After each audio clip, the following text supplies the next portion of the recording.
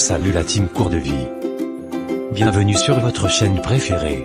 Si c'est votre première fois ici, vous êtes sur la chaîne Cours de Vie. La chaîne qui partage avec vous les expériences de la vie à travers de belles histoires animées.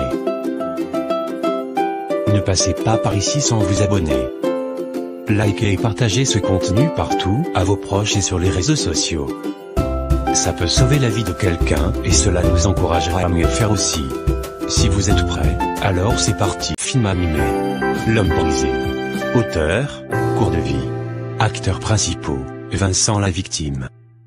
Émilie la femme violente. Jack l'ami et collègue de Vincent et Max le fils de Vincent. Vincent, un homme de 35 ans, menait une vie heureuse avec sa femme, Émilie, et leur jeune fils, Max. Mais derrière les portes fermes de leur maison, Vincent était victime de violences conjugales. Émilie était une femme jalouse et possessive, qui contrôlait tous les aspects de la vie de Vincent.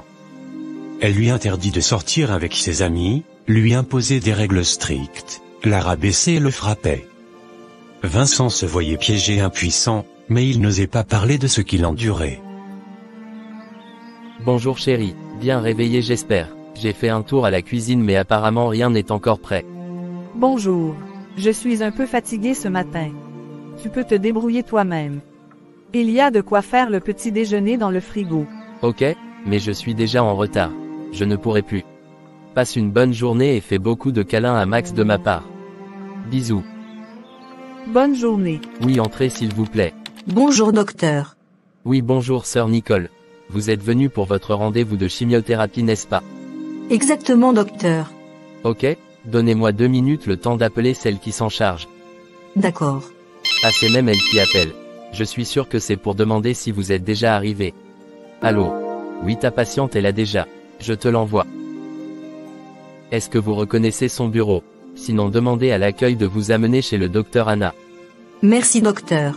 Je vous en prie. Vincent fut un chef médecin qui aimait beaucoup son travail et le faisait avec soin. Parfois son hôpital était vraiment débordé de patients à cause de la qualité du service qu'il offrait et de la compétence de ses collaborateurs. Il lui arrivait donc de rentrer souvent tard, et parfois même de passer la nuit à la garde. Ce que sa femme détestait. Bonne arrivée papa. Merci mon champion. Et maman? Elle est sortie voir ses copines. D'accord, mais il est presque 22 heures déjà. Elle était sortie depuis quelle heure? Dès que j'étais rentrée de l'école. Ok, as-tu mangé déjà? Oui papa, elle m'avait donné du pain avec de la mayonnaise. Du pain et de la mayonnaise. Depuis 17 heures, mais tu dois avoir faim. Elle n'a rien préparé. Non. Tu te sentais seul à la maison, n'est-ce pas? Oui mais c'est bon comme tu es là maintenant. Alors tu veux manger quoi mon grand? Je vais fabriquer les pâtes pour nous. Ce sera rapide. D'accord papa. 30 minutes plus tard. As-tu fini ton plat? Oui papa. Est-ce que tu es rassasié? Ou bien c'est pas doux? C'est doux. Pourquoi tu n'avais pas mangé avec moi papa? J'attends maman, on mangera ensemble dès son arrivée. Viens, on ira jouer un peu en espérant le retour de maman. Je vais te dépasser papa. Jamais. J'ai gagné. Vincent et son fils ont ainsi joué toute la nuit en espérant Émilie qui rentra très tardivement. Papa, quelqu'un toque à la porte. On dirait maman est là. Ok, j'y vais voir. Mais elle a normalement sa clé. Bonne arrivée chérie, pourquoi n'avais-tu pas ta clé sur toi? Mais tu aurais dû m'appeler. Heureusement que Max a été attentif. Je n'avais pas pris ma clé puisque je savais que vous seriez à la maison. Mais pourquoi la sonnerie ne marche pas? Ou bien tu faisais exprès d'ignorer la sonnerie? S'il te plaît chérie, allons à l'intérieur pour discuter. Il fait tard et les voisins dorment sûrement déjà. Je ne rentrerai pas tant que tu ne me répondes. Pourquoi tu ignorais la sonnerie? Heureusement que Max était à côté de toi, sinon j'allais même toquer en vain. Ne parle pas ainsi chérie. Viens, on rentre. Ne me touche pas, n'ose même pas, tu risques de m'énerver. Ok, moi je retourne en chambre. La soirée s'était ainsi mal terminée pour Vincent et Émilie. Vincent n'avait même pas pu manger ce qu'il avait préparé puisqu'il attendait sa femme. Max s'était même endormi avant que ses parents ne finissent leur dispute. Le lendemain à 6h du matin. Bonjour chérie, tu t'es bien reposé j'espère. Oui bien. Regarde-moi au moins en me parlant même si tu n'as pas envie de m'adresser la parole. Je suis désolé pour l'incident de cette nuit. Tu sais que je t'aime et je n'aime pas me disputer avec toi. Ne me refais plus jamais ça. D'accord bébé, tu vas faire quoi de ta journée? As-tu un programme de sortie? Sinon moi j'ai une petite fête avec mes collègues ce soir. On aimerait se retrouver ensemble pour faire un bilan. Quel bilan qui ne peut pas attendre un lundi, ou les jours ouvrables. Et c'est un samedi soir vous le faites. D'ailleurs c'est toi qui rentres toujours tard et passes la nuit dehors. Maintenant le samedi où tu dois rester à la maison encore tu inventes une histoire de bilan. Je sais bien que tu me trompes. Je le sais très bien. En tout cas ce soir tu n'iras nulle part. Tant que je suis à la maison tu y restes aussi. Je ne suis pas la gardienne de la maison moi. Mais il faut que j'aille chérie. Ce bilan est important pour l'évolution de l'hôpital. Je dois forcément y aller. En tout cas moi j'ai déjà pris ma décision. 2 heures plus tard.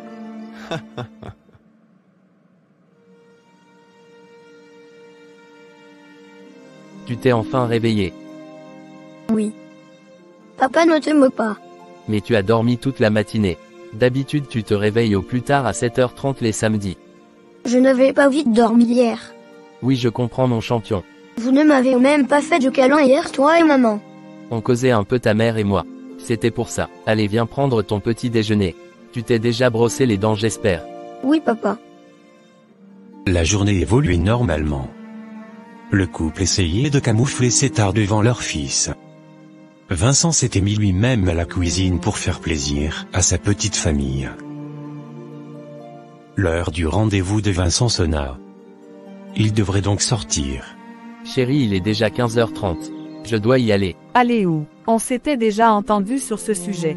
Tu n'iras nulle part. Tu me fais quoi comme ça chérie?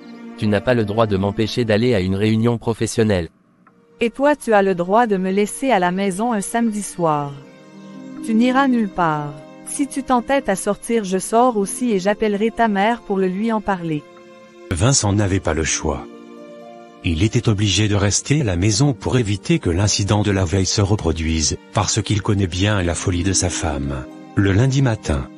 Bonjour Vincent. Oui bonjour Jacques. Comment vas-tu? Je vais bien. Et toi-même? Ça va j'espère. Ça peut aller. Mais pourquoi tu t'étais comporté de la sorte hier? Tu as manqué le rendez-vous. On cherche à te joindre aussi tu étais inaccessible. Mais quand j'avais essayé de t'appeler sur le numéro privé tu décroches mais tu ne parlais même pas. Pourquoi un tel comportement? C'est une longue histoire mon cher. Surtout ne t'énerve pas. Je viens d'envoyer un message au corps médical pour m'excuser de mon comportement. Oui, j'ai bien reçu le message aussi. Mais je veux comprendre la cause de cette réaction. Désolé Jack ce n'est rien de grave. Ce n'est rien de grave mais pourtant tu étais absent. Tu as le droit de ne pas m'en parler. Mais sache que moi-même je ne te ferai plus part de mes problèmes. À plus. Ne te fâche pas contre moi. Oh merde. Cette situation commençait comme vous le voyez vous-même, à ruiner l'ambiance collégiale à l'hôpital. Puisque Vincent ne voulait pas exposer sa vie conjugale au service. Les jours passaient et les choses se compliquaient pour Vincent. Sa femme prenait plus d'autorité. Elle devenait de plus en plus très violente. Un jour, alors que Vincent était appelé d'urgence à la présidence pour une intervention rapide à un de ses patients, sa femme débarquait pour faire un scandale. Bonne arrivée madame. Que puis-je pour vous? Je suis venu voir le docteur Vincent. S'il vous plaît madame le médecin que vous demandez n'est pas disponible actuellement. Il n'est pas disponible comment? Il est sorti madame mais ne vous inquiétez pas je vais lui faire part de votre passage. Je peux vous orienter vers un autre médecin, si vous êtes venu pour un soin. Veuillez vous asseoir madame en attendant que je cherche un médecin disponible. Non pas besoin de contacter un autre médecin. C'est Vincent je veux voir. Ce sera compliqué madame. En plus, il fait tard déjà. Si ce n'est rien de grave, revenez demain matin. Laissez-moi prendre votre température, votre pouls et votre tension pour m'assurer que tout va bien. Foutez-moi la paix. Je suis venu voir mon mari et non pour me faire soigner. Oh. Désolé. Je ne savais pas. Est-ce ce qu'il quitte d'habitude le service comme ça? Je ne peux pas en dire plus, madame. C'est mon chef et donc je ne maîtrise pas toujours son programme. Ah bon, vous êtes tous des complices ici. Excusez madame, je dois vous laisser. Je dois rentrer. Vous me renvoyez ou quoi? Ici c'est le service de mon mari et j'ai le droit de venir quand je veux ou quitter quand je veux. Madame, aviez-vous un souci? Je vous entendais murmurer seul. Chercheriez-vous quelqu'un? Je cherchais Vincent mon mari. Il est où? Depuis près d'une heure que je suis arrivé, je ne l'ai pas encore vu alors qu'il n'est même pas au service. Vous êtes tous des inconscients ici. Je parle avec la dame à l'accueil et elle m'ignore et part. Calmez-vous madame. Pourquoi me calmer? Je ne peux même plus avoir mon mari à la maison à l'heure, même les week-ends. C'est quoi même? Mon Dieu. Jack ainsi que les autres collègues de Vincent étaient tous choqués de la réaction d'Emily. Les collègues étaient obligés de lui dire le motif de l'absence de Vincent mais elle ne les croyait pas. Arrivée à la maison, sous l'effet de la colère, Emily détruisa tout sur son passage, même les objets précieux de son cher époux. Je vais tout détruire. Il reviendra me voir ici. Il retournera chez la femme chez qui il était. Il trouvera un poids chez elle. Pourquoi tu casses tout, maman? Dégage ici. Rentre dans ta chambre. 1 heure plus tard. Attendez, mais qu'est-ce qui s'est passé ici? On a été cambriolé ou quoi? Chérie, où es-tu? Me voici. Tu peux m'expliquer ce qui se passe ici? Va demander à la femme chez qui tu étais. Espèce d'infidèle. C'est à moi tu parles comme ça. Tu viens de le gifler ou je rêve? Je le répéterai si tu oses me parler encore sur ce ton. Mon Dieu. Le jour d'après, Vincent se rendit à l'hôpital. Mais tous ses collègues le regardaient avec un air pitoyable. Il ne comprenait pas que c'était à cause du comportement de sa femme. Il vint alors poser la question à son ami. Mais pourquoi vous tous me regardiez comme ça? Ai-je fait quelque chose? Tu n'as rien fait mais on avait tous imaginé ce que tu subis à la maison vu que tu n'aimes pas en parler. Mais de quoi parles-tu? Et je dis que j'ai un souci. Ta femme était venue faire un scandale ici hier où elle avait insulté tout le monde. Et même menacé le service d'accueil. Quoi? Est-elle venue jusqu'ici créer de scandale alors qu'elle avait tout cassé à la maison? Elle a tout cassé à la maison. C'est pas possible, elle est dangereuse ta femme. Mais il faut que tu parles à quelqu'un. Tu ne peux pas encaisser tout ça et te taire. Tu es en train de te ruiner. C'était elle qui avait saisi ton portable la dernière fois où on cherchait à te joindre, n'est-ce pas? Oui. Mais oublie, ce problème s'est déjà passé. Les collègues de Vincent commencèrent à s'inquiéter pour lui. Ils essayaient de l'approcher et de l'amener à parler mais il refusa, sous prétexte qu'il aime sa femme et son enfant. Mais Jack ne lâcha pas l'affaire. Man, après le boulot on sort faire une petite promenade. Je ne demande pas ton avis s'il te plaît. D'accord. 1 heure plus tard. Est-ce que tu vas bien? Oui. Je me défends. Ok, j'ai quelque chose à te dire. Vas-y. Tu sais bien que je te connais depuis que nous étions encore au lycée. Je ne peux pas prétendre maîtriser tous les rouages de ta vie mais je te connais assez pour savoir quand tu es heureux ou pas. Au début quand tu t'étais marié tu étais plus heureux. Tu étais toujours souriant, tu étais très prolifique dans tout ce que tu faisais. C'est vrai que tu as toujours été ainsi. Mais depuis près d'1 année, je ne reconnais plus exactement mon ami. C'est vrai tu reçois bien les patients. Aucun d'eux ne s'est jamais plaint jusqu'à ce jour. Mais quand il s'agit des relations intercollégiales tu es devenu médiocre.